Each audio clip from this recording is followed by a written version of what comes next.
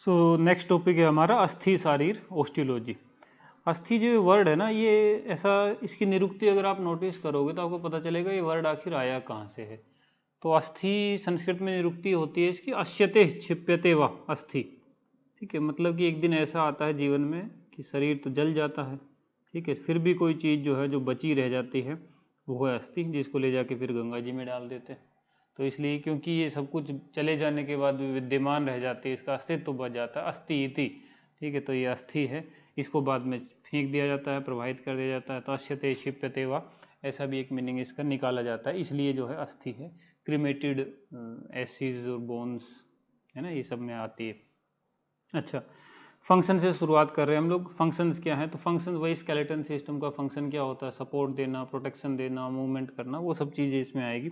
तो देखो सुश्रुत जी क्या कह रहे हैं, कहते हैं कि जैसे वृक्ष होता है ना, वृक्ष का जो सार वाला भाग होता है उसके अंदर जो है, तो वो सार जैसे वृक्ष को खड़ा रखने में हेल्प करता है। तो अभ्यंतरगत सार है, जो उसके अंदर गया अभ्यंतर में, इनर साइड में जो सार है उसके बेसिस पे तिष्ठन्ति खड़े रहते हैं, भूर्वा, भूर्वा मतलब ट्रीज, प्लांट्स। ओके, वैसे ही जो है, जो देही है, देहधारी इंसान है, ठीक है, वो उनकी जो बॉडी होती है, उनकी देह होती है, वो धारण की हुई रहती है, डिपेंडिंग की अस्थि सार के ऊपर, अस्थि के ऊपर डिपेंड होती है। अच्छा, अस्थियां जो होती है, ठीक है, त्वक मांस वगैरह जो है ये विनाश को प्राप्त हो जाते हैं, लेकिन अस्थि नहीं न विनिश्यंती, ठीक, अस्थियां इतनी जल्दी जो है विनाश नहीं होती, उसी बेसिस पे इसका नाम भी अस्थि पड़ा। साराणी एतानी देही नाम, देहधारियों में देह का यही जो है सार पार्ट है। अच्छा, ये और क्या करती है, ये एक स्ट्रक्चर है जिसके ऊपर बाकी चीज़ें आके जो है लिपटती रहती है और उस हिसाब से बॉडी का स्ट्रक्चर बनता है। तो मांसानी यत्तर निबद्धानी सिराभी स्नायु भी, तथा मांस है, मसल्स वगैरह हैं, ठीक है, वेसल्स वगैरह हैं, लिगामेंट्स वगैरह हैं, ये सब जो है इस पे आके अटैच होते रहते हैं।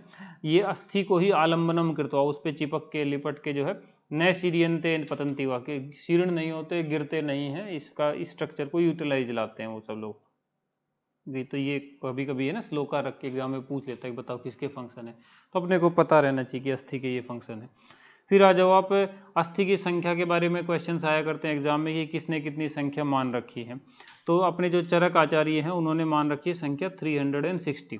ठीक है, इन्हीं को बोल देते हैं कि वेदवादी लोग भी 360 मानते हैं। तो चरक जो है वेदवादी में ही आते हैं, और वेद भी अगर आप देखो तो अथर्ववेद भी 360 मानता है। संग्रह जो है वृद्ध वाग्भट, वो भी थोड़े वृद्ध पुराने ख्याल हो गए, तो उन्होंने भी चरक जैसी मान ली है। काश्यप ने भी 308 मान रखी, याज्ञवल्क्य ने भी 360 है। सुश्रुत जी की अगर बात देखो तो उन्होंने 300 मान रखी है, और मॉडर्न अगर आप देखो तो वो 206 जो है माना करते हैं। टाइप्स में आ जाओ, ठीक है, टाइप में देखते हैं भैया क्या क्या आयुर्वेद ने बता रखा है। तो टाइप जो है सुश्रुत जी ने 5 प्रकार के टाइप जो है अस्थियों के बता रखे हैं। कौन कौन से 5 टाइप होते हैं?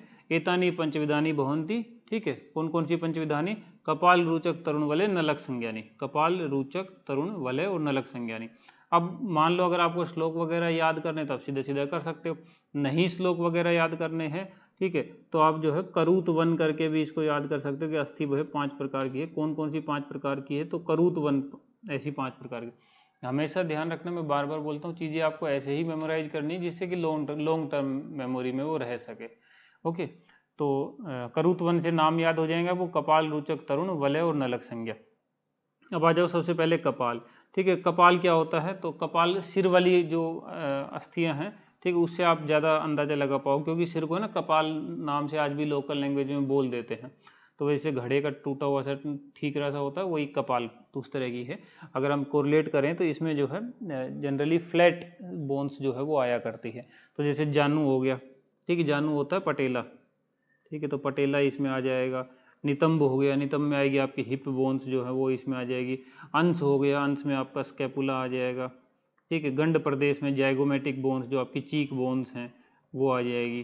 ठीक है, तालू हो गई, ठीक है, तालू में हार्ड पैलेट वाली जो है वो आएगी, सॉफ्ट में तो रहेगी नहीं।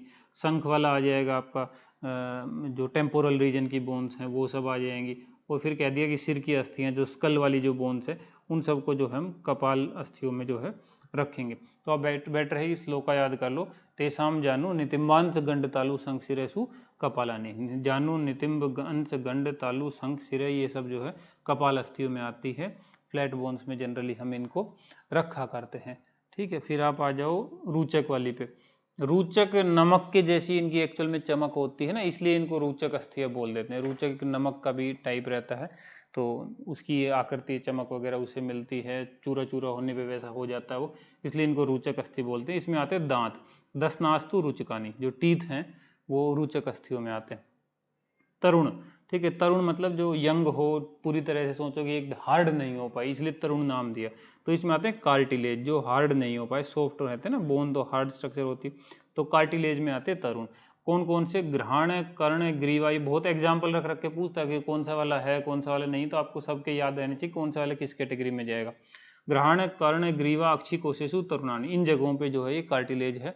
तो ग्रहण तो आप समझते हो, नोज हो गया, तो हम जनरली ENT करके याद रख लिया करते हैं, ठीक है, ईयर, नोज और थ्रोट।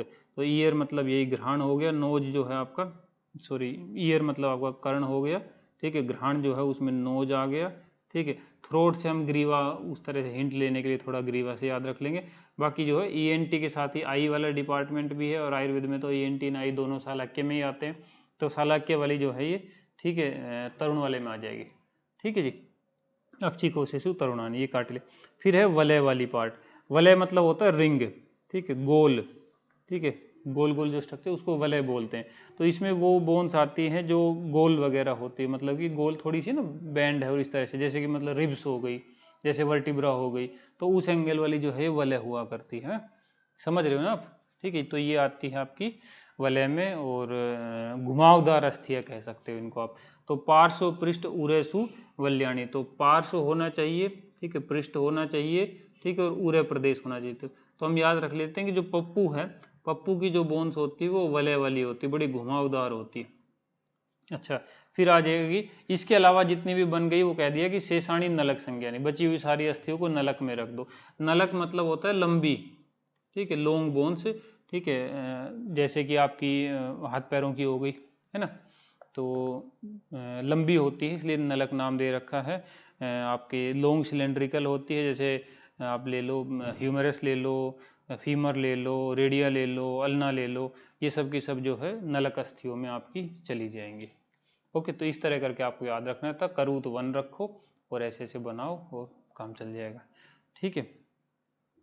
आ जाओ, अब यहाँ पे एक पॉइंट आता है, क्लिनिकल एप्लीकेशन ऑफ आयुर्वेदा अस्थि शरीर करके, ठीक है। बेसिकली इन पॉइंट्स को रख के वो एग्जाम में आपसे फिल इन द ब्लैंक कराएगा या पूछेगा कि इन पे क्या होता है। तो ये मेनली ना फ्रैक्चर के पॉइंट ऑफ व्यू से दे रखा है। फ्रैक्चर जैसे कि मान लो तरुण अस्थि है, तरुण अस्थि में तो आपको याद ही है कार्टिलेज है, कार्टिलेज पे जो है ट्रोमा वगैरह लगता है तो क्या होता है, तो कार्टिलेज बेसिकली टूटने की बजाय ना नम्यन्ते वर्ड इन्होंने दिया है कि मुड़ जाते हैं ना, बैंड हो जाते हैं, उतना जल्दी टूटते नहीं है, तो नम जाते हैं या झुक जाते कहो उसको, ऐसा होता है। नलक अस्थियां जो है, लॉन्ग सिलेंड्रिकल जो बोन्स है, जो कि आपके हाथ पैरों वाली थी, उनमें क्या है, उनमें वर्ड आ रखा है भज्यन्ते। वर्ड क्या है? भज्यन्ते। भज्यन्ते का मतलब कि टूट जाती है, आप देखते ही हो टूट जाती है, फ्रैक्चर को बहुत कॉमन है हाथ पैरों में, तो टूट जाती है। कपाल जो है, कपाल जो है विभिद्यन्ते, वर्ड आ रखा विभिद्य, विभिद्यन्ते वर्ड का मतलब होता है विदीर्ण हो जाना, जैसे दरारें सी पड़ जाना, जैसे सिर में दरार पड़ गई हूँ, ठीक है, ये थी अपनी पूरी कपाल, मान लो ये दरार सी पड़ गई, तो विभिद्यन्ते है इसमें। रूचक जो है वो फट जाती है, स्फुटंती वर्ड है, ठीक है, रूचक अस्थियां जो है वो फट जाया करती है, ठीक है जी, ओके। अब आप इसका श्लोका का रेफरेंस देखोगे तो यहाँ रूचक के साथ इन्होंने वलय श्लोका में अच्छे से लिया नहीं है, लेकिन जनरल ओपिनियन ये है कि रूचक और वलय साथ आती है और दोनों जो है स्फुटंती, ठीक है, फट जाया करती है ना, ऐसा आपको वर्डिंग याद रखनी। ओके, तो अब क्या करें भैया, ये तो क्योंकि एग्जाम में ये सारे नम्यन्ते भज्यन्ते एक जैसे नजर आएंगे, तो हमको वहाँ पे लिखना पड़ेगा कि कौन सी वाली में क्या हो रहा है, तो आपको थोड़ा सा जो है दिमाग लगा के इनको जो है सोल्व करना पड़ेगा। तो ऐसा ट्राई करते हैं हम, एक तो आप तरुण का ले लो, ठीक है, जो तरुण है उसको ऐसे भी लिख सकते हैं तरुण हम, तो न आएगा तो उससे आपको नम्यन्ते याद रह जाएगा, ठीक है, नम जाती है, झुक जाती है, मुड़ जाती है, टूटती नहीं है उतनी जल्दी।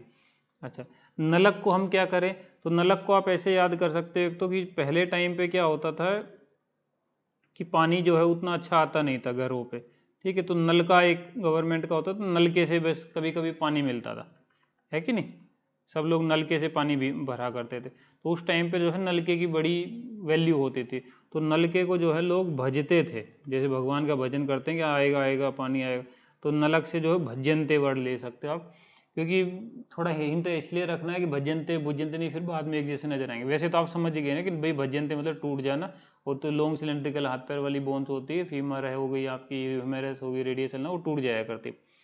कपाल में विभिद्यन्ते है, तो हम कवि कपाल याद रख सकते हैं, कवि, ठीक है, कवि कपाल ऐसा याद रख सकते हैं। तो कै से कपाल हो गया और वी से विभिद्यन्ते वर्ड है, विदीर्ण हो जाती है हिंदी, मतलब ये निकलता है। फिर बची दो और, रुचक और वलय। तो हम याद रखते हैं कि लड़की है जिसका नाम है रुचि, ठीक है, उसकी जो वलय है, वलय का मतलब होता है घुमावदार, बेसिकली ये रिंग ले लो। तो रुचि की वलय जो रिंग जो है, उसकी रिंग लेके छुपा ली, ठीक है, तो वो मेरे फुट के नीचे है। तो फुट से आप सफुटंती याद रख लेना, रुचक और वलय ये दोनों जो है सफुटंती वर्ड आता है। अब इतने से काम नहीं चला, हुआ क्या कि भैया जब कोई अपनी नई बुक लिखेगा तो कुछ अपना और ऐड करेगा। तो एक अपने आए वाग्भट आचार्य, वो क्यों पीछे रहते, तो उन्होंने जो है चेंज किया। वो बोले कि जो तरुण अस्थि है, वर्डिंग चेंज होंगे, मीनिंग फिर भी कोई चेंज नहीं होता, वर्डिंग चेंज होता है। तरुण अस्थि में उन्होंने वर्ड यूज किया है भुज्यन्ते, ठीक है। अब आप भुज्यन्ते और भज्यन्ते में कंफ्यूज मत हो जाना, ठीक है, नलके को भज रहे थे तो उसमें भज्यन्ते वर्ड था, ये है तरुण अस्थि में भुज्यन्ते। अब कैसे क्या याद रखें, तो हम याद रखेंगे कि तरुण का एक मतलब यंग भी होता है ना, तरुण मतलब यंग इंसान। तो जो इंसान हृदय का यंग होता है ना, हृदय का तरुण मतलब कि दिल से जवान है, शरीर भले ही बूढ़ा हो गया, वो जो है भुजिया बहुत खाते हैं, यंग बच्चे ना नमकीन स्पाइसी चीज़ें बहुत खाते हैं, भुजिया। तो हृदय का तरुण जो है वो भुजिया खाता है, उससे आप याद रखोगे, हृदय से याद रखोगे अष्टांग हृदय। तो अष्टांग हृदय में जो तरुण अस्थि आती है उसमें भुज्यन्ते वर्ड रहता है, जबकि भज्यन्ते सुश्रुत में नलक में था, तरुण में वहाँ नम्यन्ते था, क्लियर के लिए। तो ये फिल इन द ब्लैंक वगैरह आते हैं जो फ्रैक्चर से रिलेटेड हैं बेसिकली, तो वहाँ से आप जो है इसको कर सकते हो। अब नेक्स्ट टॉपिक पे चलते हैं।